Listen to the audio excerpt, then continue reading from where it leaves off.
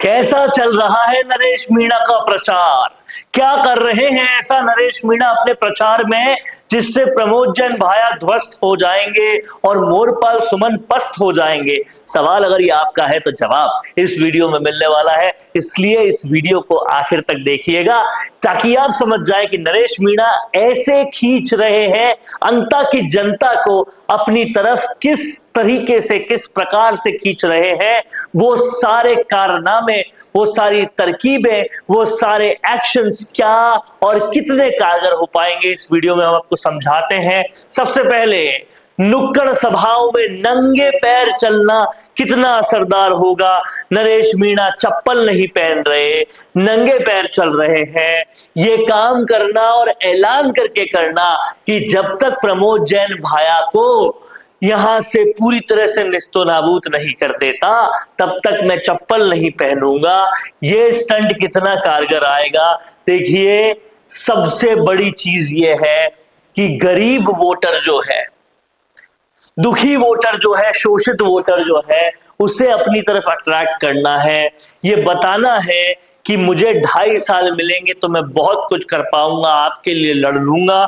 इसके लिए ये स्टंट किया गया है और नरेश मीणा इमोशनल कार्ड खेलना चाहते हैं और जनता को ये लग भी रहा है कि जो झालावाड़ के लिए 15 दिन अनशन पे रह गया, जिसने समरावता के लिए जेल काट ली, अगर वो हमारे लिए आएगा तो कुछ कर गुजरेगा।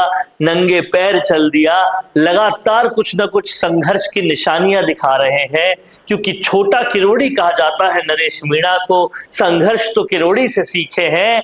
क्या अब अंता की जनता को, जो बीजेपी कांग्रेस का राज ही देखती आई है, ये इमोशंस अपनी तरफ खींच पाएंगे?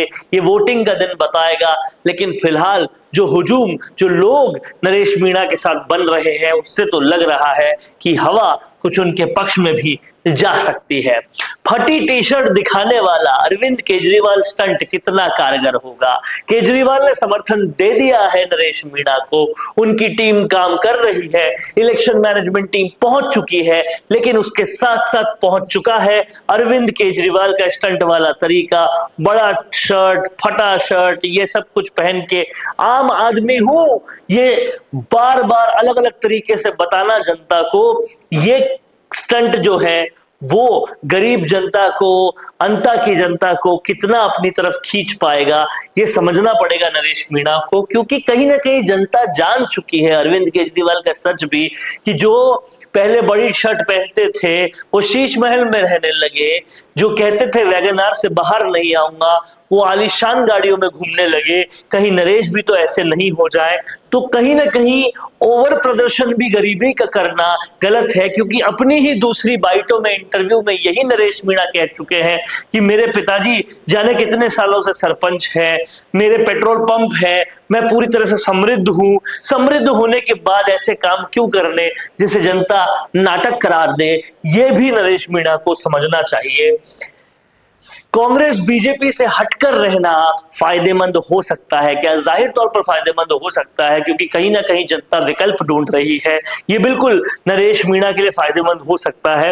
लेकिन कहीं ना कहीं जो हर इंटरव्यू में नरेश मीणा बताते हैं कि कांग्रेस में अगर सम्मान मिलेगा तो वापस चला जाऊंगा, वो ये दिखाता, बताता, जताता है कि नरेश मीणा फिर से कांग्रेस में जा सकते हैं।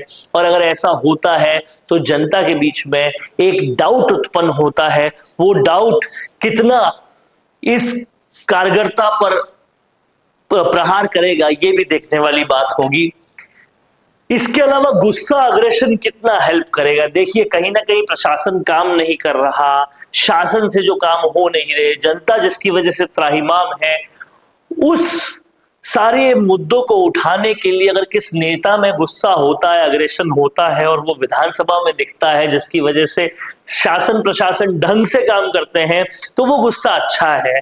और उस तरह का गुस्सा दिखाकर कि मैं आंदोलन कर सकता हूं, आपके लिए सड़कों पे आ सकता हूं, विपक्ष का जो काम कांग्रेस नहीं कर रही वो कर सकता हूं, वो दिखाकर नरेश मीणा जाहिर तौर पर कुछ जनता को अपनी तरफ खींच सकते हैं। लेकिन समझने देखने वाली बात यह है कि क्या नरेश मीणा जो है वो पूरी तरह से जनता को इस विश्वास में ले पाएंगे कि वो उनकी हमेशा हेल्प करेंगे। ये सब बातें समझने वाली है। नरेश मीणा के ये सारे स्टंट्स कितने कारगर साबित हो सकते हैं, कितनी जनता को वो खींच रहे हैं, ये आपको पूरी तरह से आंकड़ों के साथ पता चलेगा जब इलेक्शन के रिजल्ट्स आएंगे। और अगर ये रिजल्ट्स नरेश मीणा के पक्ष में आते हैं तो उनकी आगे वाली राजनीति बहुत जबरदस्त हो जाएगी, लेकिन नहीं आते तो कहीं ना कहीं एक सवाल भी बन जाएगा कि इस तरह के स्टंट्स और इस तरह के इमोशनल अटेम्प्ट्स कितने कारगर साबित हो सकते हैं। क्या कुछ कहना है आपका? कमेंट बॉक्स में लिखते जाइए। देखते रहिए संवाद। संवाद है भारत का, भारत के लिए। नमस्कार। भारत का सबसे तेजी से बढ़ता हुआ डिजिटल न्यूज चैनल, जिसका परिवार 4,17,000 लोगों से भी ज्यादा बढ़ रहा है, वो संवाद न्यूज चाहता है हर जिले और हर राज्य में मीडिया पार्टनर्स। तो अगर आप बनना चाहते हैं संवाद न्यूज के पार्टनर्स, तो कांटेक्ट करें नीचे दिए गए नंबर्स पर। इसके अलावा अगर आप वीडियो एडिटर बनना चाहते हैं या फिर न्यूज इंडस्ट्री में बतौर इंटर्न सब सीखना चाहते हैं, तो संवाद न्यूज के जयपुर हेड ऑफिस में काम करने के लिए संपर्क करें स्क्रीन पर दिए गए नंबर पर।